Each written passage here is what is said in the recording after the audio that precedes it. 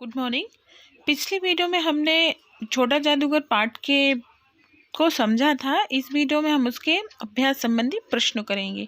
तो पहला दिया है बहुविकल्पीय प्रश्न। इसमें लिखा है सही उत्तर पर सही का निशान लगाओ। पहला प्रश्न दिया है लेखक को लड़का पहली बार कहाँ मिला। उत्तर है कार्निवल के मैदान में।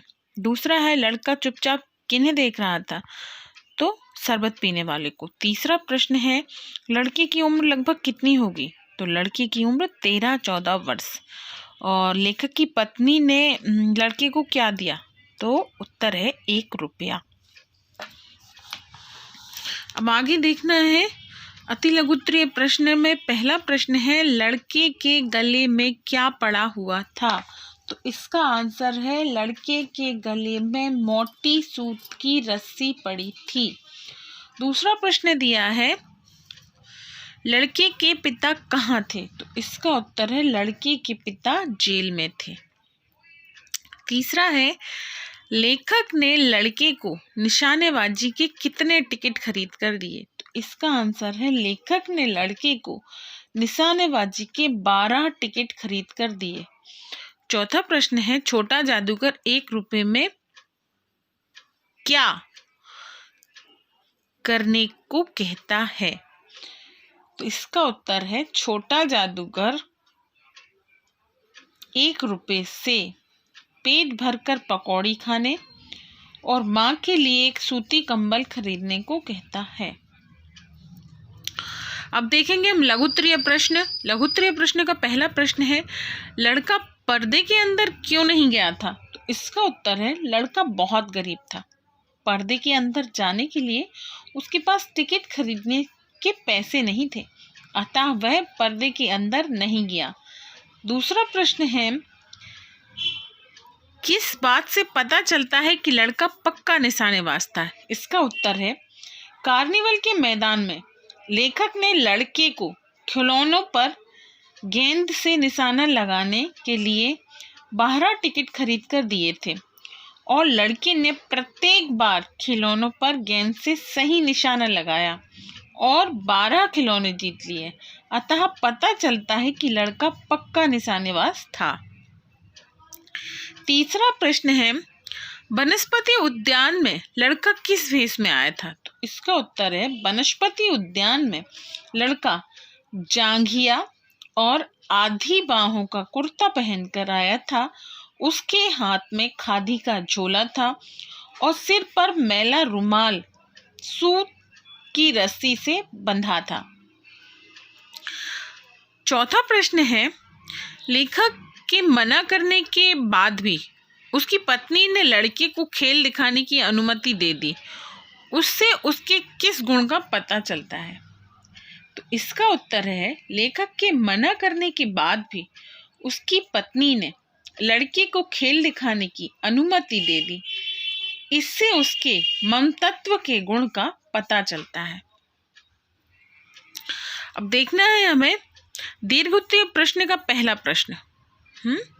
छोटा जादूगर कार्निवल के मैदान में खेल दिखाने क्यों आया था, तो इसका आंसर है छोटे जादूगर के पिताजी देश के लिए जेल में थे और माँ बीमार थी, अतः वह अपनी बीमार माँ की दवाई और अपने व माँ के भोजन के लिए खेल दिखाने कार्निवल के मैदान में आया था।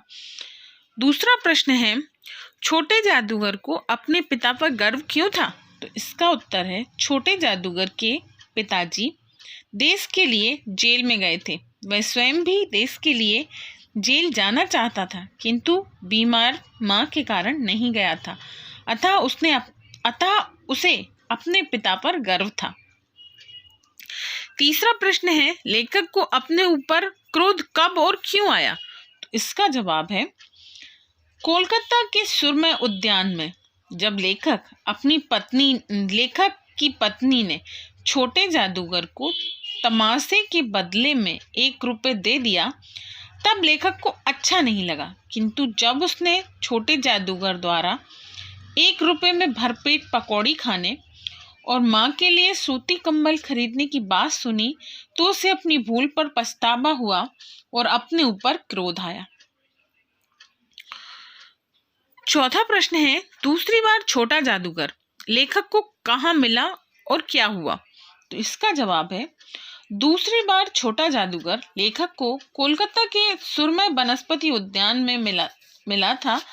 वहां उसने मेले में जीते हुए खिलौनों का खेल दिखाया। उस खेल में गुड़िया गुड्डे का ब्याह रचाया गया और बाकी खिलौनों ने भी अपना अपना अभिनय किया। इतना ही नहीं, छोटे जादूगर ने ताश के पत्तों के खेल के साथ साथ और भी कई तरह के खेल दिखाकर सबका मनोरंजन किया। अब हमें देखना है अर्थबोध। गद्यांश को पढ़कर प्रश्नों के उत्तर दो। कलकत्ता के सुरमय वनस्पति उद्यान में लाल कमलनी से भरी हुई एक छोटी सी झील के किनारे घने वृक्षों की छाया में अपनी मंडली के साथ बैठा हुआ मैं जलपान कर रहा था। बातें हो रही थीं, इतने में वही छोटा जादूगर दिखाई पड़ा। हाथ में चार खाने की खादी का झोला, जांघिया और आधी बाहों का कुर्ता, सिर पर मैला रुमाल सूत की रस्सी से बंधा था। मस्तानी चाल से झूमता हुआ कहने लगा, बाबूजी नमस्ते, आज कहिए तो खेल दिखाऊं? इसमें पहला प्रश्न जो दिया है वो बहुविकल्पीय है। इसमें दिया है झील किससे भरी हुई थी, तो इसका उत्तर है लाल कमलनी से। लेखक किसके साथ बैठा था, तो अपनी मित्र मंडली के। तीसरा प्रश्न है, छोटे जादूगर के हाथ में क्या था? क्या था छोटे जादूगर के हाथ में? आप लोगों को तो पता ही नहीं होगा। छोटे जादूगर के हाथ में चार खाने का खादी का झोला था। ये लिखा है ना, हाथ में चार खाने की खादी का झोला था। अगला प्रश्न है, छोटे जादूगर ने लेखक से क्या पूछा? तो उसने क्या पूछा था? छोटे जादूगर ने लेखक से पूछा, कहिए तो खेल दिखाऊं? तो इसका आंसर है खेल दिखाने के लिए पूछा। अब हमें करना है निम्नलिखित पंक्तियों का भाव स्पष्ट। पहली पंक्ति दी है, उसके मुंह पर गंभीर विषाद के साथ धैर्य की रेखा थी। तो इसको हमें करना है, छोटे जादूगर को देखने से प्रतीत होता था कि वह अत्यंत दुखी एवं उदास था, किंतु उस दुख में भी वह धैर्य धारण करे हुए था। और दूसरी पंक्ति दी है खा वाली, मैं सोच रहा था कि बालक को आवश्यकता ने कितना चतुर बना दिया है, यही तो संसार है। इसका करना है, लेखक सोचता है कि छोटे जादूगर के पिता की अनुपस्थिति में माँ की बीमारी और गरीबी ने चतुर व होशियार बना दिया है। अब हम देखेंगे इसका अगला प्रश्न। इसका अगला प्रश्न व्याकरण बोध है, जिसमें लिखा है भाषा और व्याकरण बोध। इसको पैराग्राफ को हम पढ़ते हैं, फिर आगे करेंगे। निम्नलिखित अवतरण में से क्रिया विशेषण, संबंध बोधक और समुच्चय बोधक शब्दों को छांटो। कार्निवल के मैदान में बिजली जगमगा रही थी। हंसी और विनोद का कलनाद गूंज रहा था। मैं खड़ा था उस छोटे फुहारे के पास जहां एक लड़का चुपचाप शरबत पीने वालों को देख रहा था। उसके गले में फटे कुर्ते के ऊपर एक मोटी सी सूत की रस्सी पड़ी थी। वह जेब में से ताश के कुछ पत्ते थे। उसके मुंह पर गंभीर विषाद के साथ धैर्य की रेखा थी। मैं उसकी ओर न जाने क्यों आकर्षित हुआ। उसके अभाव में भी संपूर्णता थी। मैंने पूछा, क्यों जी, तुमने इनमें क्या देखा? तो हमें इनमें से शब्द छांटने हैं। कौन कौन से छांटने हैं? क्रिया विशेषण, संबंध बोधक और समुच्चय बोधक। तो पहले हम क्रिया विशेषण छांटते हैं। क्रिया विशेषण है चुपचाप। कैसे? ये लिखा है लड़का चुपचाप, तो लड़के की विशेषता बता रहा है चुपचाप, कि चुपचाप है लड़का, तो ये हुआ क्रिया विशेषण। दूसरा है संबंध बोधक, और वाह, और जो शब्द हैं ये एक दूसरे के बीच संबंध बता रहे हैं, इसीलिए ये संबंध बोधक है। और तीसरा है समुच्चय बोधक। तो समुच्चय बोधक में के पास, के ऊपर और के साथ, ये है समुच्चय बोधक। पूरे बाकी को एक साथ लेके चल रहे हैं, इसीलिए अब मैं तुम्हें जब व्याकरण पढ़ाऊंगी तो बता दूंगी क्या संबंध बोधक होता है, क्या क्रिया विशेषण होता है। निम्नलिखित शब्दों में संधि विच्छेद करो और संधि का नाम लिखो। तो हमें इनमें से संधि विच्छेद करनी है इन शब्दों की, यहाँ पर और यहाँ पर संधि के नियम लिखने हैं। तो पहला है अस्ताचल। तो अस्त धन अचल, इसका नियम क्या है? छोटा धन बड़ा मिलकर क्या हो जाता है? बड़ा। ये फिर लिखा है, शब्द लिखा है उज्ज्वल। उज्ज्वल की संधि होती है उत धन ज्वल। इसमें आधाता। आप पूछेंगे आप आधाता क्यों? क्योंकि जब हलंत लगी हो किसी शब्द में तो वो आधा हो जाता है हिंदी में। तो आधा था धन आधा जा मिलकर जज हो जाता है। आधा जा, पूरा जा और आधा जा, तो ये क्या हो गया? उज्ज्वल। मतलब आधा था और आधा जा मिलके जा हो जाता है पूरा।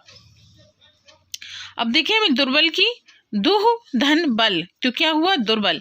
यहाँ पर विसर्ग धन वा बराबर वर। वर कैसे हो गया कि ये जो विसर्ग थे ये रा में परिवर्तित हो गए। दूसरा है निर्मल, निहि धन मल, तो इस ये जैसे दुर्बल का हुआ था इसी तरह से निर्मल का हो गया, विसर्ग धन मा मिलके मर हो गया। और नमस्ते का होता है नमा धन ते, तो यहाँ पे हमें लिखना है विसर्ग का मेल ता से होने पर विसर्ग सा में बदल जाता है। अब हमें लिखना है निम्नलिखित मुहावरों के अर्थ लिखकर वाक्यों में प्रयोग करें। तो पहला मुहावरा दिया है 9 2 11 होना, मतलब भाग जाना। तो इसका आप कुछ भी वाक्य में प्रयोग कर दीजिए, जैसे पुलिस को देखकर चोर चोर 9 2 11 हो गया। इसी तरह से आगे दिया है आंखें बदलना, इसका अर्थ होता है उपेक्षा करना। तो इसका देखिए 4 पैसे हाथ में आते ही गरीब दीनों की आंखें बदल गई। और तीसरा है दंग रह जाना, इसका अर्थ होता है चकित हो जाना। तो इसको हमें करना है निशानेबाजी में अर्जुन का प्रदर्शन देखकर सभी दंग रह गए। चौथा है पीठ थपथपाना, मतलब शाबाशी देना। विद्यालय में प्रथम आने पर प्रधानाचार्य जी ने उमेश की पीठ थपथपाई। तो ये हमारे पूरे हो गए चारों के चार। आगे लिखा है क्रियात्मक में इस कहानी का क्या संदेश है, इस विषय पर अपनी कक्षा में परिचर्चा करो और पुस्तकालय से लेकर जयशंकर प्रसाद की कुछ अन्य कहानियां पढ़ो। जयशंकर प्रसाद की कहानियां मैं आप लोगों को अपने इसी चैनल पर सुनाऊंगी अगली क्लास में। अभी हम कुछ और चल रहा है हमारी क्लास में, मैं आपको जयशंकर प्रसाद की कहानियां भी सुनाऊंगी। Okay, bye, take care.